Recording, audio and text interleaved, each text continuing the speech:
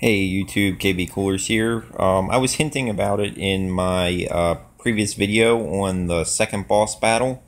I went because it is one of my favorite cars, Mazda RX-7 from the mid to late 90s, and they are absolutely one of my favorite cars in all these games to play. But one problem that I have found with not just this game, but many games in general, is when it comes to modifying these cars. If we would go to upgrade here, and then over to tuning, well, you'll see it gives you a whole different set of upgrades. But a couple of them that stand out to me as problems is this first one here in the upper left corner, cam gears. Now, on a rotary engine, you have no camshafts, so you have no cam gears. Okay, I actually have one apart out in the garage that I am actually rebuilding for a friend of mine who uses it in his race car, and I can show you on the actual motor itself some upgrades that they should have put in instead of doing a set of cam gears, or as you go down here where you have enlarged valve seats. Once again, a 13B or 20B motor does not have valves. It's a ported motor. There are no valves. So why in your upgrades is this included? Now, I understand it for a simplicity fact that all the cars at this level should have the same upgrades so that it makes it fair. So if you don't buy this car, you still have the same upgrades.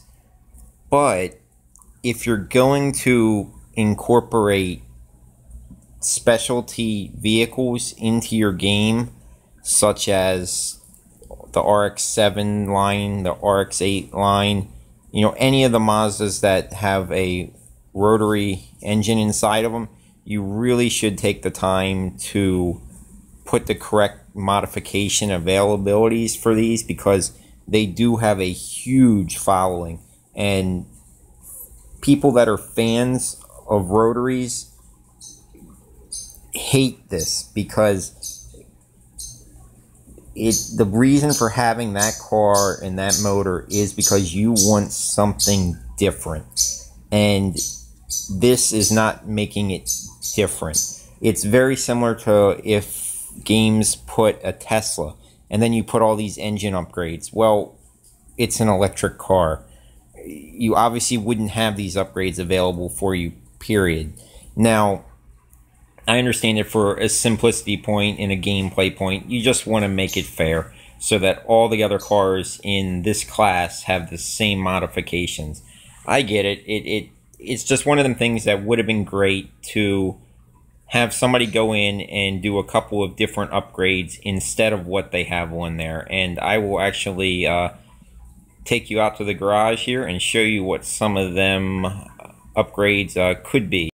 Okay, everybody, so here I am out in the garage. I did just pull this motor apart not too long ago, so it is dirty. It has not been cleaned. I apologize. It's been sitting around. One of the things that I've been waiting to work on, have a lot going on, but this is essentially just part of a 13B Mazda rotary that came out of it was actually a drag car used at the track.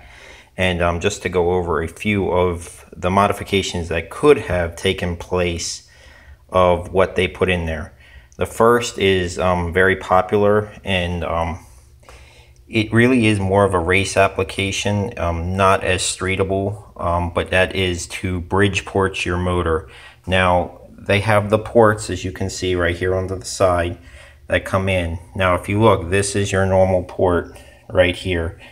Now, with a bridge port, you could see there is this extra section up here that has been removed that helps with the flow. Now, as you do this, you do very much affect the RPM of the motor and the drivability of the motor. There is another set where you could actually take this bridge out, and it's called full porting, and it basically makes it undrivable on the street as a daily car. It is a race only application. You would have a very hard time driving it on a daily basis, I'm sorry, and having a problem with overheating as well. Doing these types of modifications produce a lot of heat.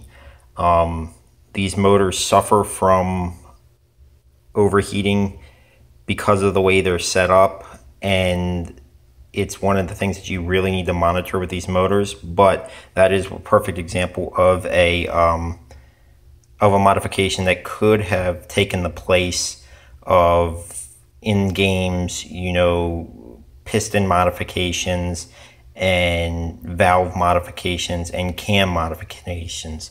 Another one is your rotor up here. This is a factory rotor, but they do make these in a lightened form, which would allow your revs to pick up much quicker. And in doing so, there's some benefits to that, and there's some benefits not. It is another one of them things that not so good for a street car. A little better than porting your motor, but it's not great for a street car.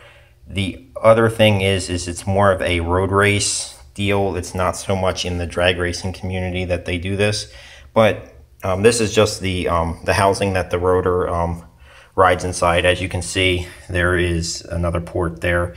That is just where there is no valves. In a regular motor you would have valves and all, and that's where their modification of valve enlargement and stuff like that comes in. There just is none for this motor itself. So that was just one of the things that I happened to have out here, and when I saw it in the game, I wanted to bring everybody's attention to, because really, the people that make these games, if they're going to include the cars, just do it right. It makes all the difference in the world to the people that really do love these cars and in games love to play these cars. It really is a turnoff when you see modifications that just really don't make any sense at all, because you couldn't even possibly do them to the vehicle. But I thank you all for watching. This is KB Coolers, and I will catch you in another game.